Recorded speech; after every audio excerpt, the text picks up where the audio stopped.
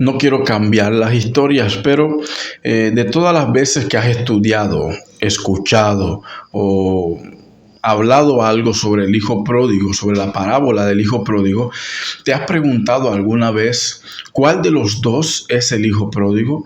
Si el que le pidió a su padre todo lo que según él le pertenecía o le tocaba y se fue, o el que se quedó en su casa.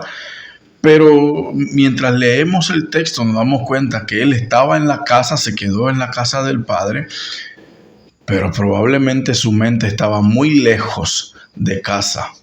Y eso es lo que quiero hablar un momento. Quiero hablar contigo. No voy a entrar en el hermano del que conocemos por años, que es el hijo pródigo. Voy a hablar del mismo hijo pródigo y un poco de lo que quizá tú y yo ya conocemos.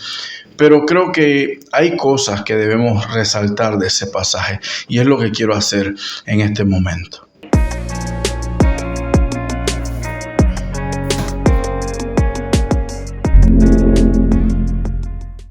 Como dije anteriormente, no voy a referirme en este video al hermano del hijo pródigo, o por lo menos al hermano del que por años o siempre se nos ha enseñado que es el hijo pródigo. No tengo la menor intención de cambiar la historia o de lo que se nos ha enseñado, si no tiene nada de malo. Pero en este momento quiero enfocarme en el que conocemos por muchos años, que es el hijo pródigo. Quizá del hermano hablemos en el siguiente video, pero en este momento quiero referirme específicamente al que le pidió a sus padres lo que le tocaba o lo que según él le pertenecía y se fue lejos. Quiero hablar de él un poco y quiero leer primero un pedazo del texto en Lucas capítulo 15, versículo del 11 en adelante, que dice: también dijo, un hombre tenía 2 hijos. Aquí está hablando Jesús en parábola a las personas que tenía enfrente, incluyendo líderes religiosos. Y dice que y el menor de ellos dijo a su padre: Padre, dame la parte de los bienes que me corresponde. Y les repartió los bienes. Aquí el padre les reparte los bienes. Pero es interesante que ese les incluye, al parecer, no solamente al que se fue, sino también al que se quedó. Pero no vamos a detenernos ahí, vamos a seguir más adelante. Dice: no muchos días después, juntándolo todo, el hijo menor se fue lejos a una provincia apartada y allí desperdició sus bienes viviendo perdidamente. Y cuando todo lo hubo malgastado, vino una gran hambre en aquella provincia y comenzó a faltarle. Y fue y se arrimó a uno de los ciudadanos de aquella tierra, el cual le envió a su hacienda para que apacentase los cerdos. Y dice el versículo 16: y deseaba llenar su vientre de las algarrobas que comían los cerdos, porque nadie le daba. ¿Sabes? Una de las cosas que me encanta del relato del hijo pródigo, de esta parábola, es que cuando te detienes a leerla un poco, quizás no tienes ni siquiera que ir tan profundo, pero cuando te detienes a leerla un poco, te das cuenta de algo interesante, que sí menciona que este muchacho se fue de su casa, se fue del amparo de su padre y se fue lejos, pero no se detiene a dar detalles en lo más mínimo de qué fue lo que hizo. Bueno, quizá el hermano más adelante, en los versículos más adelante, menciona algo sobre rameras y todo aquello, pero en los primeros versículos no se nos da detalles de ¿qué hizo cuando se fue? Solamente dice que lo malgastó, después vino hambre y tuvo hambre, no tenía dónde correr, no tenía dónde irse. Y eso es lo que le resalta aquí. Pero hace énfasis un poco más ese texto, no en cómo malgastó el dinero, sino que hace más énfasis en cómo este joven se da cuenta de su error y decide volver. 1 y 2, también hace énfasis, quizá aún mayor, en el deseo del padre de este joven al recibirlo en su casa, pero también pareciera que al leer el texto vemos a un padre que todos los días salía a la terraza o al balcón de su casa esperando que su hijo regresara. ¿Sabes? Cuando nosotros vemos esta parábola, nos deja una gran enseñanza.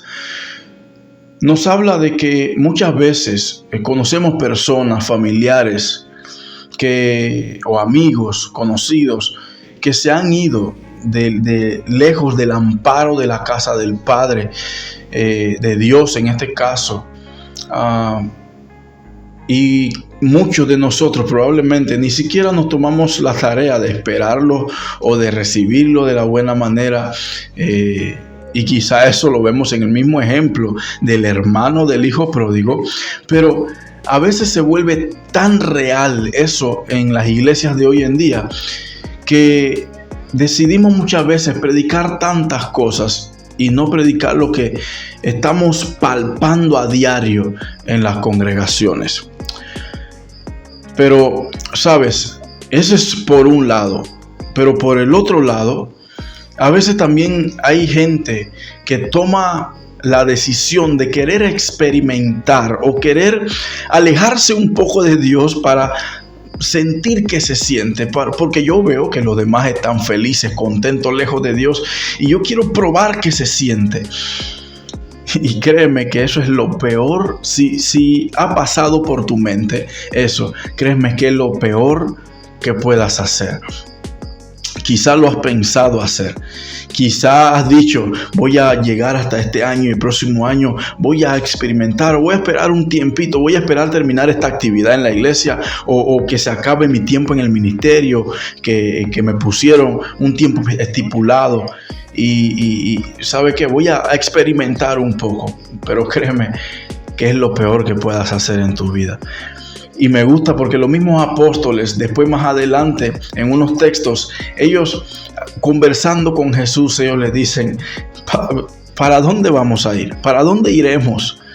Si solo tú tienes palabras de vida eterna. No hay otro lugar donde yo pueda encontrar ese calor, ese abrazo de Padre, ese amor incondicional. No hay otro lugar donde pueda encontrar eso. Y eso nos lo da solamente los brazos de nuestro Padre. Muchas veces, cuando jóvenes o adultos o cualquier persona ha decidido salirse del amparo del Padre, créeme, y quizás te lo digo por experiencia propia, una de las primeras cosas que viene a nuestra mente es regresa a casa. Y es interesante cómo Dios trabaja en nuestra vida, porque aún habiendo nosotros decidido tener el deseo de apartarnos o de irnos un tiempo a experimentar, Dios sigue dándonos la solución, Dios sigue dándonos la salida. Y Él nos repite una y otra vez, vuelve a casa. Vuelvo y repito, no trates de experimentar lo que nunca has vivido. Quizás has crecido en el Evangelio. Quizás tienes muchos años en el Evangelio y no has palpado, no has vivido cosas que normalmente tú ves que gente del mundo practica. Pero créeme, de nada te estás perdiendo. En cambio, con Dios, si te mantienes ahí constante con Dios, a pesar de las adversidades, a pesar del cansancio ministerial, a pesar del enojo que puedas tener con algunos hermanos, porque ahí muchas veces lo hacemos, nos enojamos con algunos hermanos, pero créeme que no hay nada mejor que mantenernos cerca o mantenernos dentro del amparo de nuestro Padre. Porque a veces no todos tienen la dicha de poder regresar. Por una u otra razón, Dios permite ciertas cosas en nuestra vida, que algunos regresan, otros no.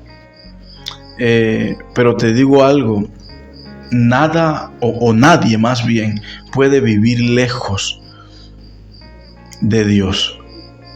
Nadie puede ni siquiera sobrevivir lejos de Dios. Y sabes, cuando uno se va, como lo hizo este joven, el corazón a veces comienza a bombear tan fuerte, porque el mismo corazón siente que estás lejos de un lugar seguro y te está mandando una alerta, porque te estás acercando a un precipicio, te estás acercando a un lugar que no sabes, no tienes garantía de que vas a poder salir de ese lugar. Y por eso el corazón te bombea fuerte y te dice una y otra vez: vuelve a casa, vuelve a casa, vuelve a casa. Porque no hay otro lugar mejor. Cuando eso sucede y cuando el corazón comienza a bombearte fuerte, a darte la salida para que regreses a casa, créeme que tienes que tomar una gran decisión en tu vida. No te estoy diciendo ahora que te vayas a experimentar y luego entonces cuando decidas tú regresar, regresa. No vayas a ningún lugar. Pero si en algún momento lo has hecho o si en este momento te has alejado de Dios, créeme que si estás escuchando esto, viendo esto, créeme que Dios te está nuevamente llamando para que regreses a casa.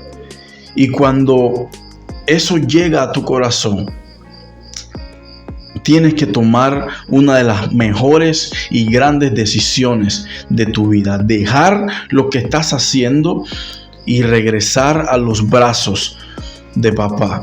Y eso fue lo que pasó con este joven. Cuando leemos el versículo 17 en adelante, que dice: y volviendo en sí, dijo: ¿cuántos jornaleros en casa de mi padre tienen abundancia de pan, y yo aquí perezco de hambre?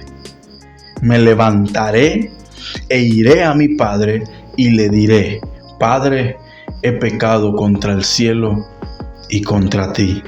Ya no soy digno de ser llamado tu hijo. Hazme como uno de tus jornaleros. Y levantándose, porque no fue solamente que decidió hacerlo, sino que lo hizo. Porque dice: y levantándose vino a su padre, y aún cuando estaba lejos, le vio su padre y fue conmovido a misericordia, y corrió y se echó sobre su cuello y le besó. No sé qué pasa por tu mente cuando lees este texto, pero créeme que si te imaginas esa escena en tu mente, créeme que hay algo tan conmovedor, porque una vez más el Padre nos recuerda y nos repite que nos ama más que cualquier persona en el mundo, de que siempre tenemos disponible la oportunidad de regresar a casa, pero tenemos que tomar decisiones. Y créeme que cuando tú tomes la decisión de regresar a casa, vas a tener a un Padre que va a correr a ti, te va a abrazar y te va a dar el mejor beso que nadie en el mundo te ha dado. Y cuando eso suceda, créeme que vas a experimentar la mejor fiesta que puedas experimentar.